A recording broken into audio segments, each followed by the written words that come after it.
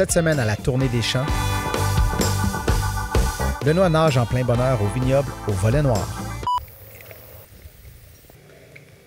Oh. Quoi dire de plus, hein? Fait que 2025, ça va être la cuvée Benoît. Je pense que je vais rester ici.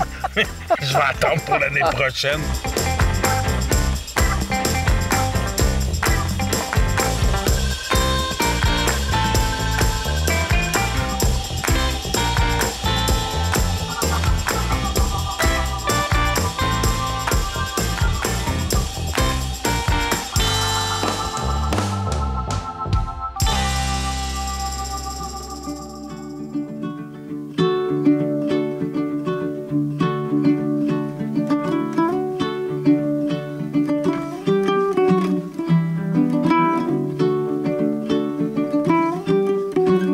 Merci beaucoup de m'avoir invité au Volet Noir, le vignoble.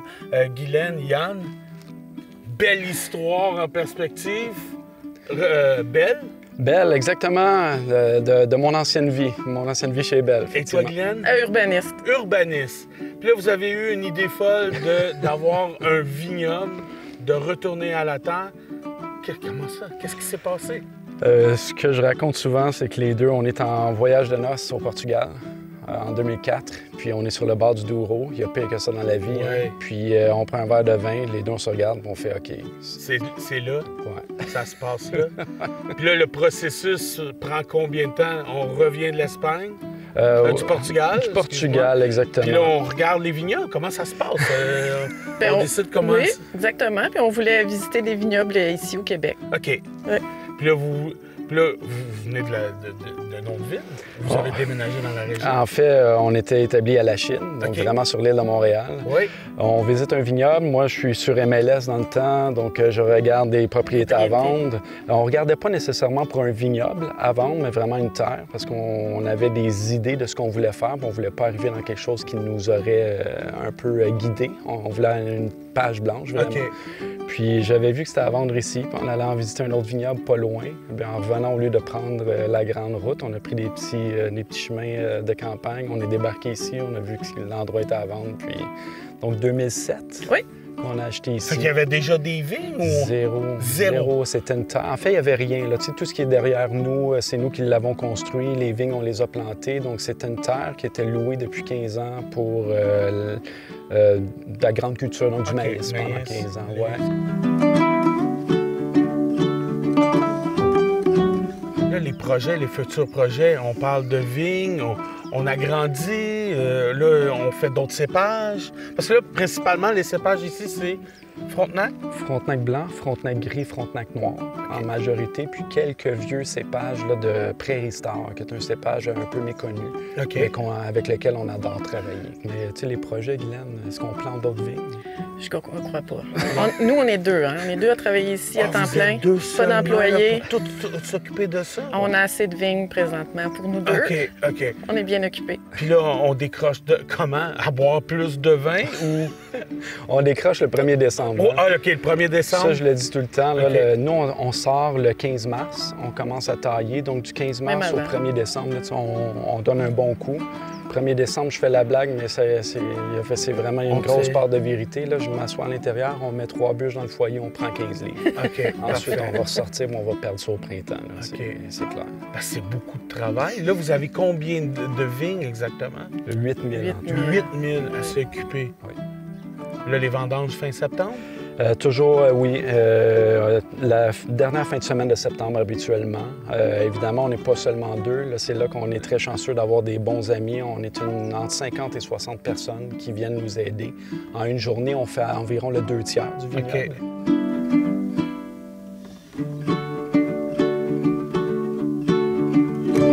Oh! Thank God! Il fait tellement froid aujourd'hui, hein? J'ai quasiment eu peur que le vin gèle. Mon pays, c'est l'hiver. Oh my God. Là, un vin orange. Vin orange. Cépage? Frontenac blanc. Frontenac blanc. En majorité, quand je parlais tantôt des Prairie Star, là, on a 200 plants de Prairie Star. On a mélangé ça. En fait, on a fait une co-fermentation. Donc, 2024... Oh, c'est bien, hein? Ah non, mais c'est parfait, là. Pour aujourd'hui, une journée comme Ben ça, là, oui. une journée comme ça, c'est les vignes de Frontenac-Blanc sont derrière nous en plus. Juste ici? Exactement. Donc, nous, on ne fait pas de blanc conventionnel ici. On a toujours de la macération pelliculaire. Donc, on laisse toujours les pots en contact avec le jus. Un vin blanc, bien... Qui fait un dépôt? C'est clair, là. Oui, on ne filtre pas nos vins non plus, mais on a des astuces pour... On vise pas un vin parfait, parfaitement limpide, mais on vise quelque chose qu'on voit à travers. On va dire ça comme ça. Mais ça fait toute la différence. Bien, nous, on trouve qu'au niveau de la matière, au niveau des arômes, au niveau aussi des goûts qu'on va chercher, effectivement, ça fait une différence. Tu nous conseilles de manger quoi avec? Nous, je veux dire, bon, tu as un apéro, fromage, charcuterie, c'est ce qu'on sort. Il y a quand même une légère acidité, puis tu as une amertume qu'on adore, donc ça vient trancher un peu dans le gras, la charcuterie puis du fromage. Sinon, l'autre chose, c'est avec les sushis, on adore. On sort ce vin-là avec les sushis, puis il est quand même, je veux dire, c'est un blanc, ça reste un blanc, là, mais il est quand même costaud. Il va résister à la sauce soya, il va résister à des goûts quand même qui sont un peu forts. Là, donc, avec sushi, c'est ce qu'on sort. Excellent.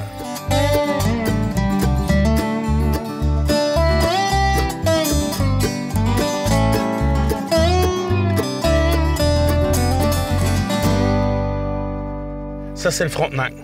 Frontenac blanc ici. Le Frontenac blanc. Oui.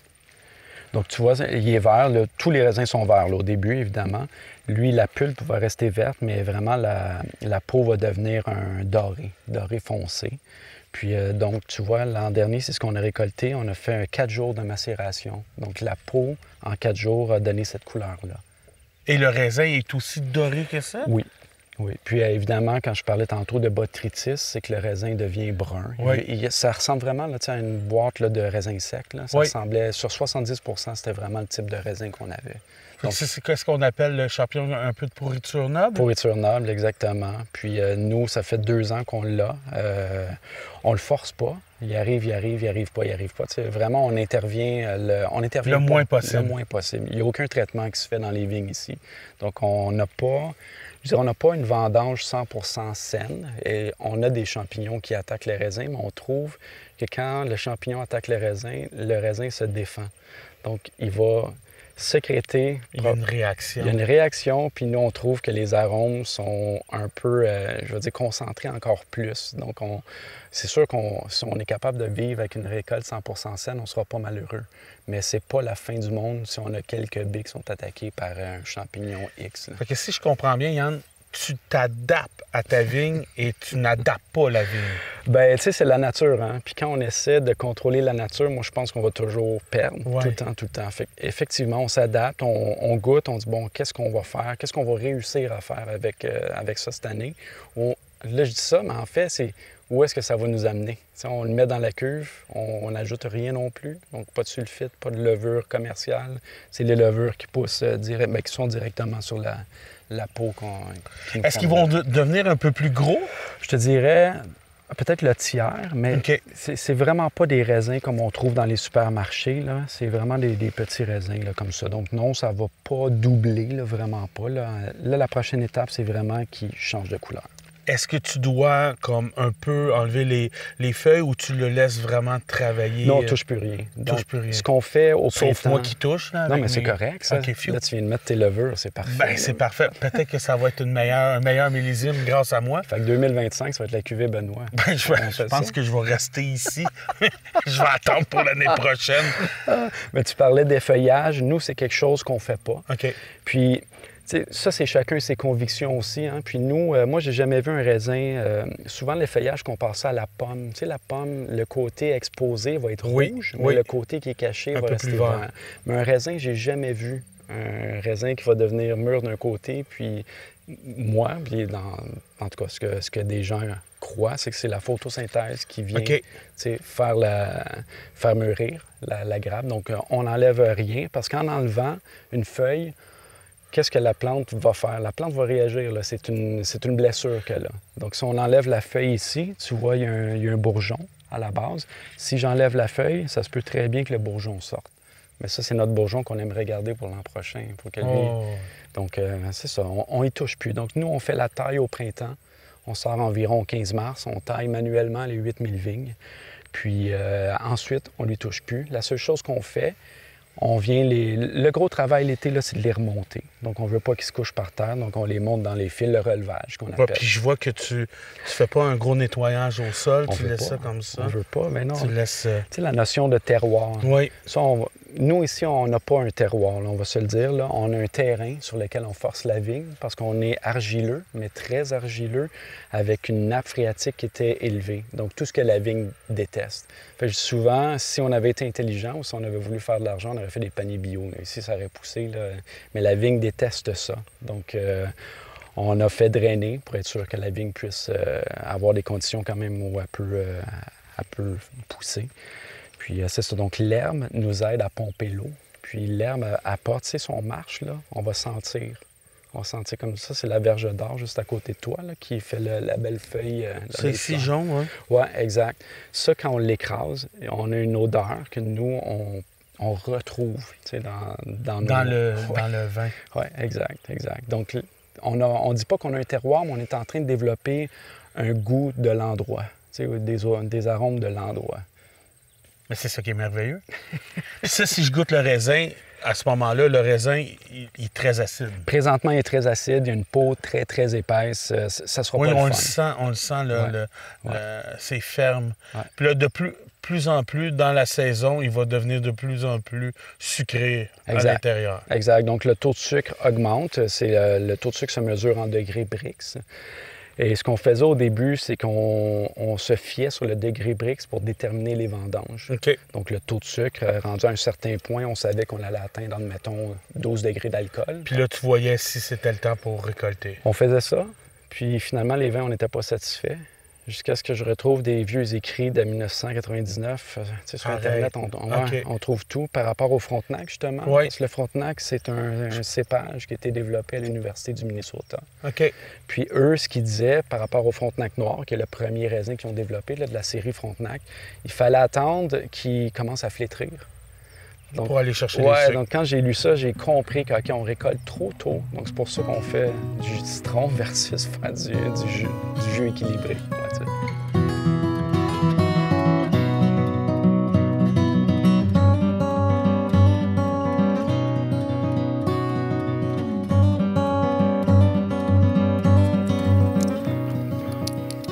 Là, on ouvre quoi? Frontenac gris. Donc le petit cousin du Frontenac blanc, qui est vraiment un raisin avec la pulpe verte, mais la peau est vraiment rosée de cette couleur-là. 10 jours de macération. Donc, on a laissé les peaux en contact 10 jours avec le jus, donc c'est ce qui... OK. On est ailleurs, là. Oui, exact. Frontenac gris. Frontenac gris 100 %. OK. Ouais. On essaie de faire des cuvées monocépages pour avoir vraiment le caractère type du raisin, dans le fond, dans le verre. Là. Donc, l'assemblage, on en fait, mais c'est pas notre idée première, mettons. C'est capable de soutenir un bon plat, une belle entrée aussi. Là. Oui. Un peu une grillade, ces choses-là. Là. C'est comme Tu sais, mettons, on parle sud de la France, justement. Là. Oui. On a une sardine là, grillée, là, tu sais. Oh, On peut y aller avec ça, là. Tu parlais tantôt non, c'est vrai, du côté peut. salin, Oui. peut-être, là, qui vient en fait à la fin. Là. Donc, la baie, quand elle se dessèche, c'est là qu'elle concentre les sucres, comme on disait. Mais en même temps, tous les arômes, puis le sel, il y a un petit côté sel Oui. qui arrive à la fin. Puis, donc on y va avec ça la t'ouvre sardine. Ben oui. ça t'ouvre l'appétit, puis ça t'ouvre aussi la soif.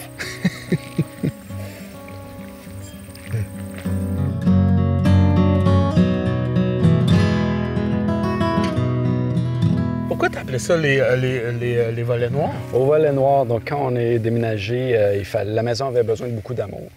Une maison construite en 1859. Puis la fenêtre au deuxième étage à l'avant, c'est une fenêtre un peu en rond. Puis il y avait des volets noirs d'origine. Donc c'est des artisans qui ont fait ça à la main. Là, tu vois, il n'y a aucun clou de métal. Là, c'est des chevilles en bois. Fait que quand on a vu les volets, on a adoré. Puis on avait l'idée du vignoble, on n'avait pas le nom. OK. Donc ça s'est comme imposé. Puis c'était dans la même trame que ce qu'on voulait faire, tout manuel. Donc, eux, ils ont construit ça à la main. Nous, on travaille à la main ici. Donc, on trouvait que l'histoire se tenait. Tout à la main. Oui, ouais, 100 Donc, il n'y a aucun... Pas de tracteur. Pas un mini-tracteur. Là, si jamais tu veux voir ça, c'est un tracteur à 2 roues qu'on appelle. Il faut que je marche en arrière. Ah oui, OK. Ouais, ben, tu vas pas en prendre un que tu t'assois dessus. Ben, mes 10 000 pas par jour sont faits. Là. Ouais, c'est vrai.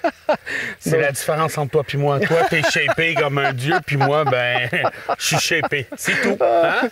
Là, il y avait une éolienne en arrière de toi.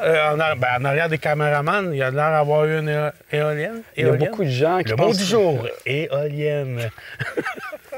En fait, c'est une tour à vent qui nous aide à contrer les gels de printemps. Donc, la vigne, si tu veux ne pas avoir de récolte, tu veux un gel de printemps. Nous, ça nous est arrivé en 2021. Donc, 27 mai, je me souviens encore de la date, là, ça a gelé. Donc, la vigne avait commencé à débourrer, qu'on appelle. Ouais. Donc, on avait une pousse verte. On voyait toutes les petites grappes, tout était beau.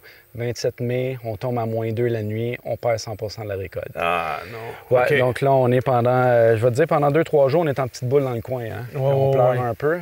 Donc, un des moyens de contrer ça, c'est la tour à vent.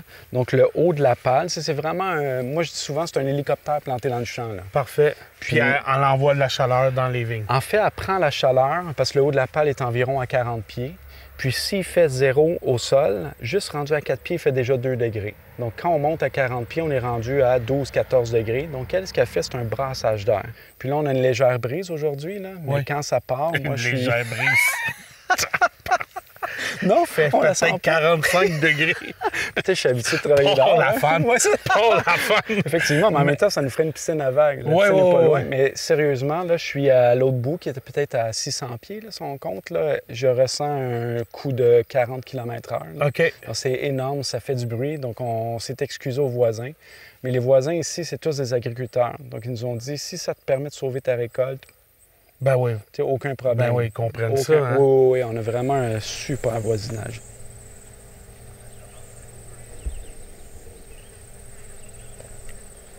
Donc, on a un seul instrument, c'est une tondeuse à fléau. Dans le fond, c'est une tondeuse qui déchiquette. Donc, moi, je m'installe en arrière de ça. On passe entre les rangs de vignes. Tu vois, j'en ai fait un ce matin. Là. OK, on voit la différence. Oui, exact. Donc, ça vient broyer.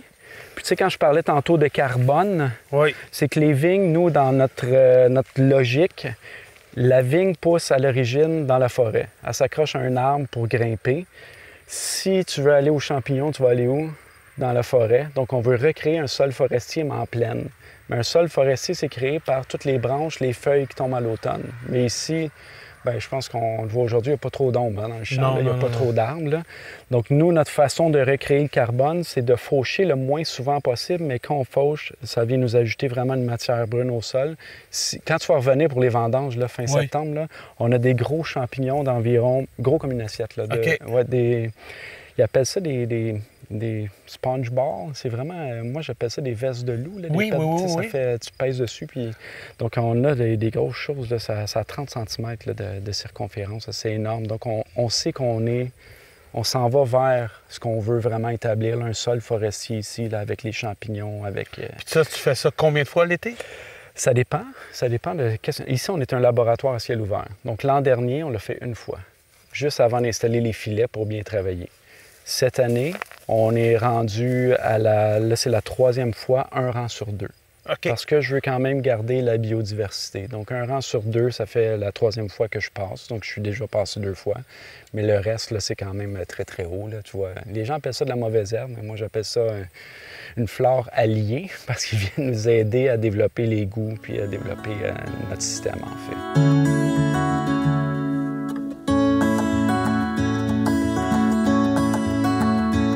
Bienvenue, notre petite place. Fait que chaque numéro identifie une sorte de vin. Comment ça fonctionne? La Régie des alcools nous demande d'identifier. OK. Donc, nous, on l'a mis assez gros comme ça.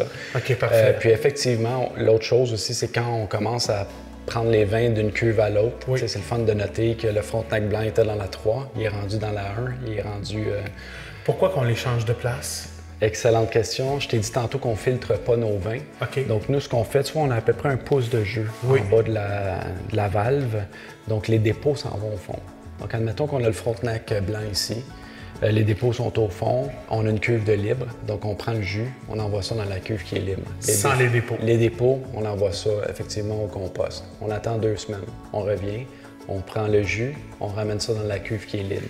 Donc il y a comme une valse à un moment donné qui se fait. Là. On fait ça de 3 à 4 fois par vin. C'est pas vraiment avoir quand même qu'il soit limpide, qu'il n'y ait pas de gros dépôts.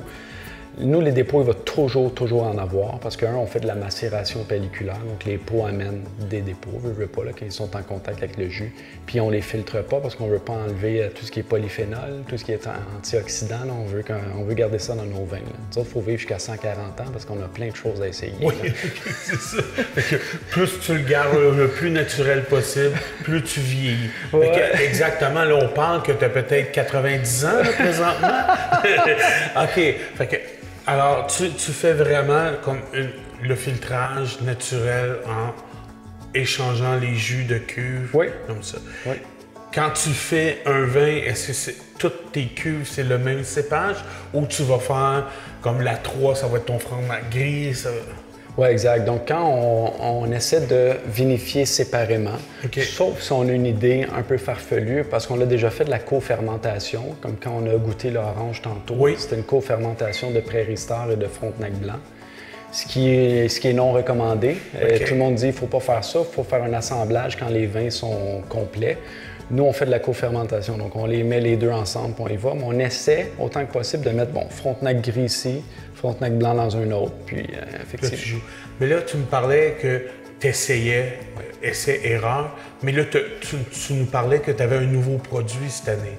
Un pétnat, ben oui, un pétillant naturel. Un pétillant naturel. Oui, donc ça, on l'embouteille quand c'est encore en fermentation dans la cuve. Il faut le prendre au bon moment, parce que si on le prend quand la fermentation est encore trop élevée, on va repeinturer le plafond à chaque fois qu'on va ouvrir une bouteille. Ouais, donc c'est relativement technique. Nous, c'est le pétnat, c'est 2023. Donc, c'est un 2023 Frontenac blanc. Ça prend 2 ans? Nous, on le met 2 ans parce que les bouteilles sont à l'envers. Oui, pour aller chercher les lits se déposent dans le fond, dans le goulot. Puis pendant 2 ans, on est passé ici, moins, je te dirais, les derniers mois, là, mais la première année, là, à chaque jour, on venait faire un demi-tour à chaque bouteille. Comme le champagne. Oui, on met le doigt dans on dit le cul de la bouteille et on tourne la bouteille demi-tour pour pouvoir faire la fermentation. Champagne, c'est un quart de tour. Ouais. Nous, ici, on est au Québec. Puis en fait, c'est qu'on voulait donner un coup parce que on a beaucoup de lits. Beaucoup plus, je pense. Tu voulais vraiment la décoller de la bouteille? Créer une petite turbidité, effectivement, là, pour que ça se ramasse vraiment dans le goulot. Là, ça veut dire qu'on va être capable de goûter à ça. On va goûter à ça tantôt, c'est clair. C'est clair. Les vins nature, ça rentre beaucoup, de plus en plus dans les coutumes et les goûts des Québécois. Oui. On le voit dans les restaurants, on voit de plus en plus de vin orange, beaucoup plus de vin naturel. Là, une dizaine, quinzaine d'années, on n'en était pas là. C'était un rêve fou quelque part. Oui, exactement. Moi, je m'étais fait dire au début par un autre vigneron qui est pas, qui est dans le coin, là, que le vin bio au Québec, c'est impossible. Puis on parle d'il y a 15 ans. Puis il y a 2 ans, le président du Conseil des vignerons du Québec a dit il va bientôt falloir justifier. Quand tu n'es pas bio, il va bientôt falloir justifier pourquoi tu ne l'es pas. Fait que tu vois le changement de paradigme, dans le fond, là, ça a changé en bon français bout pour bout. Puis effectivement, donc là, il y a une demande. Nous, on est arrivé à la bonne place au bon moment. On fait des vins nature de nature, là, donc il n'y a aucun traitement dans les vignes, il n'y a rien qui est ajouté dans les cuves, que ce soit de l'eau, que ce soit du sucre, que ce soit...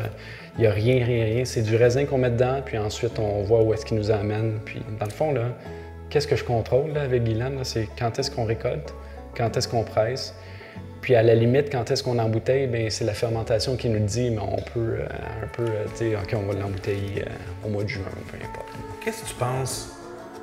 Pourquoi c'est arrivé comme ça? Pourquoi que là, maintenant, on retourne plus vers le bio, plus vers le naturel?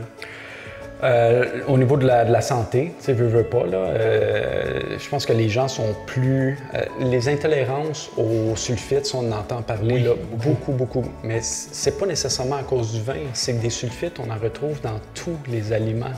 Tu sais, je donne toujours l'exemple aux gens là, qui viennent ici, là, les charcuteries ou les viandes froides, tu as des sulfites pour la conservation, sinon ça tourne gris. Fait que tu fais quand même une viande rose. La même chose dans les... tout ce qui est abricot séché. Si tu as un abricot séché et qu'il n'y a pas de sulfite, il va être brun, il ne sera pas orange. Donc, tu sais, des sulfites, il y en a partout, partout. Puis je pense que les gens sont plus conscients. De plus en plus sensibles aussi à ça. Exact, exact, de l'impact qu'ils ont sur leur santé.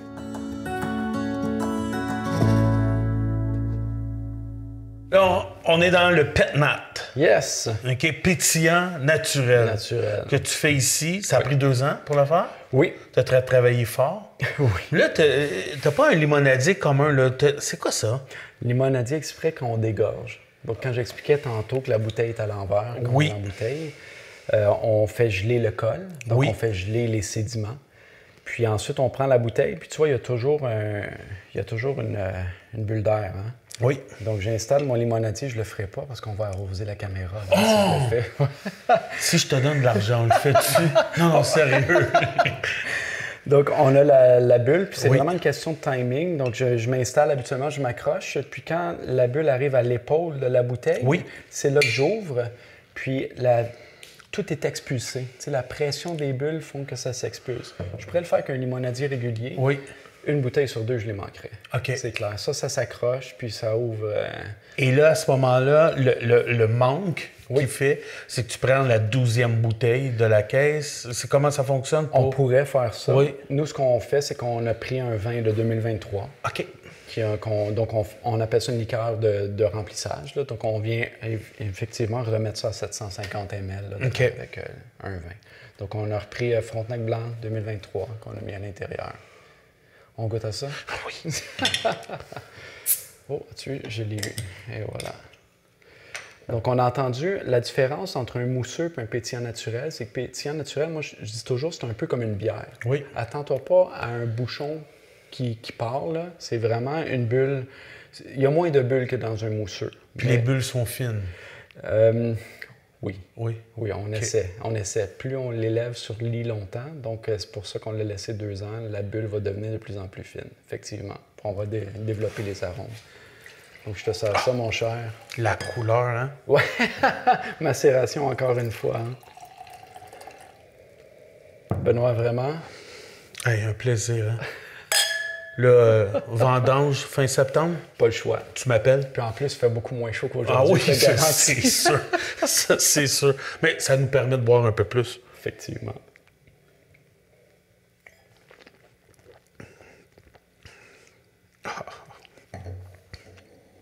C'est incroyable. Sur le fruit encore. Hein? Comment qu'on peut faire quelque chose de super bon sans rien toucher? C'est la nature. Donc, tu sais, tantôt, des fois, il faut pas tout comprendre. Il faut juste la laisser aller, puis c'est ça que ça donne. Mesdames, messieurs, vous devez goûter à ça. C'est vraiment délicieux. Parle-moi de tes émotions. Hein, pardon? Parle-moi de tes émotions. Ah non, c'est quand même incroyable tout le travail qu'on peut faire pour arriver à un produit comme ça. Tu sais, si on parle qu'on tourne la bouteille, on la dégorge, on prend des produits naturels, on goûte beaucoup de choses commerciales, là. Mais que ça n'a pas été touché, ça a vraiment été naturel. Bravo. Bravo, puis longue vie. Merci beaucoup.